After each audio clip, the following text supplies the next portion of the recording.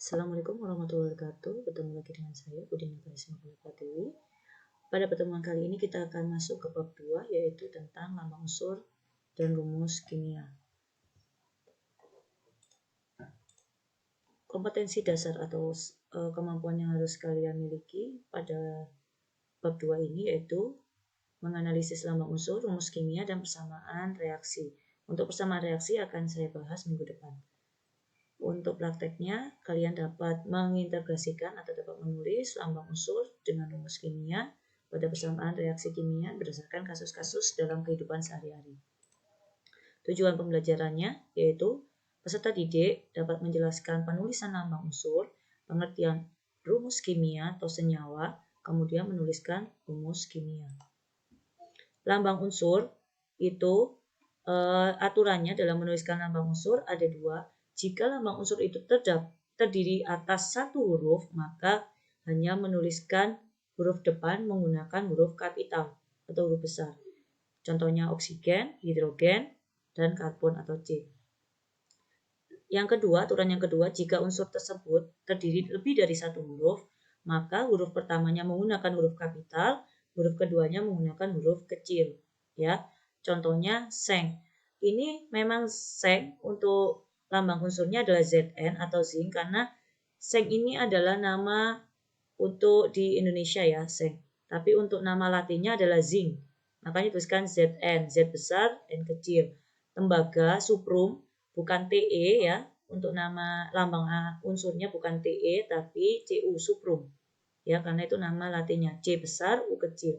Contohnya lagi pada kiri atas ini bisa kalian lihat nomor atom ini namanya beberapa potongan contoh sistem periodik unsur. Jadi kalau kita mau tahu unsur yang ada di dunia ini atau di bumi ini itu ada di sistem periodik unsur. Unsurnya ada 118 unsur di situ ya. Jadi bentuknya tabel-tabel seperti ini contohnya. Cara membacanya sistem periodik unsur itu seperti ini. Ini ada nomor atom 12. Kemudian lambang unsur Mg, M besar, G kecil. Kemudian nama unsur magnesium. Jadi lambang Mg ini merupakan lambang unsur dari magnesium. Nomor masanya 24,305. Cara membaca sistem periodik unsur seperti itu. Untuk penulisan lambang unsur sudah jelas ya. Jadi kalau terdiri dari satu huruf maka dituliskan menggunakan huruf kapital, tapi kalau terdiri lebih dari satu huruf maka dituliskan huruf awal kapital, huruf kedua dan berikutnya adalah huruf kecil. Untuk penulisan lambang unsur seperti itu.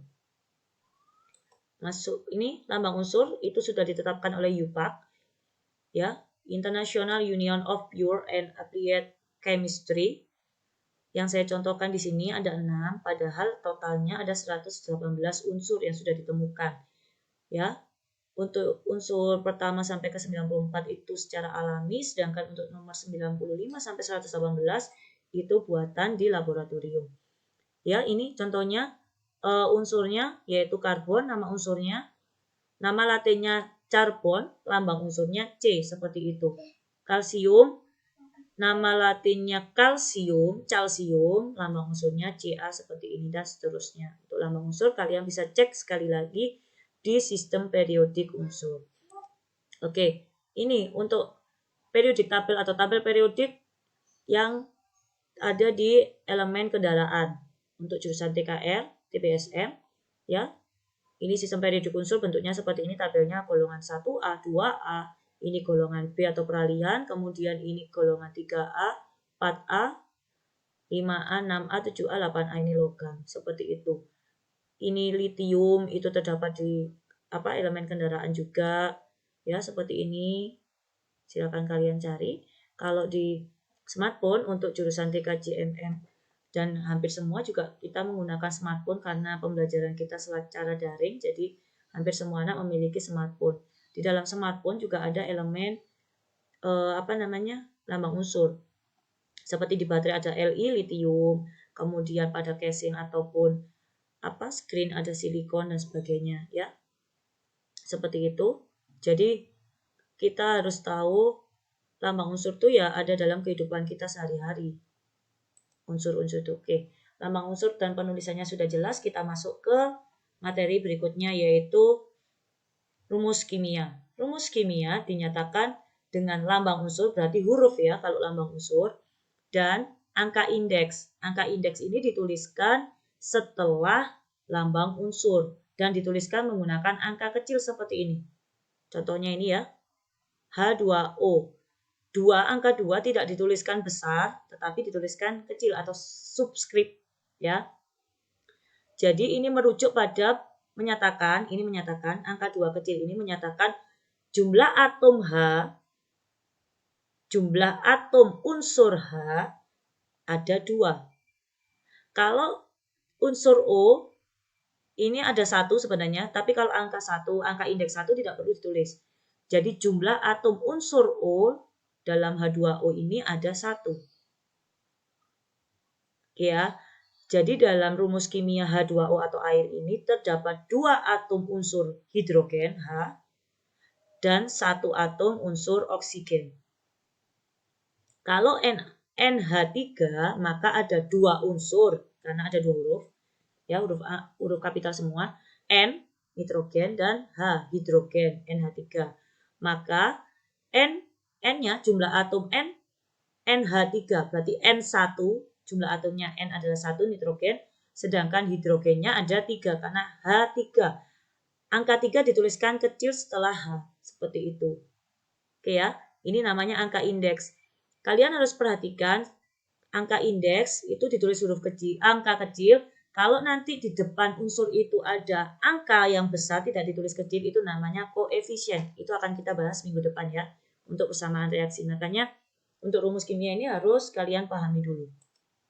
Nah, rumus kimia itu ada 2, rumus molekul dan rumus empiris. Biar lebih paham, langsung kita lihat pada tabel. Nama senyawa, amonia contohnya. Rumus molekulnya NH3. Rumus empiris atau bentuk paling sederhana yang merupakan perbandingan atom-atom yang paling kecil atau paling sederhana tidak ada. Jadi maksudnya itu tidak bisa dikecilkan, tidak bisa disederhanakan karena N-nya N1 hanya 3. 1 itu sudah paling kecil, ya.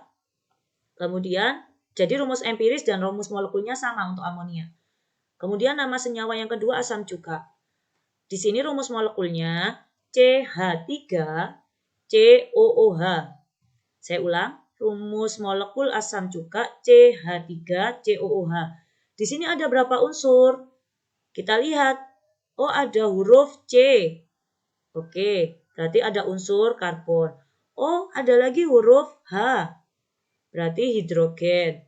Oh, ada ini yang ketiga unsur O, huruf O. Berarti oksigen. Berarti dalam rumus molekul ini terdapat 3 unsur, yaitu C, H, dan O. Oke ya, jumlah atomnya sekarang kita perhatikan. C-nya, unsur C ada 2.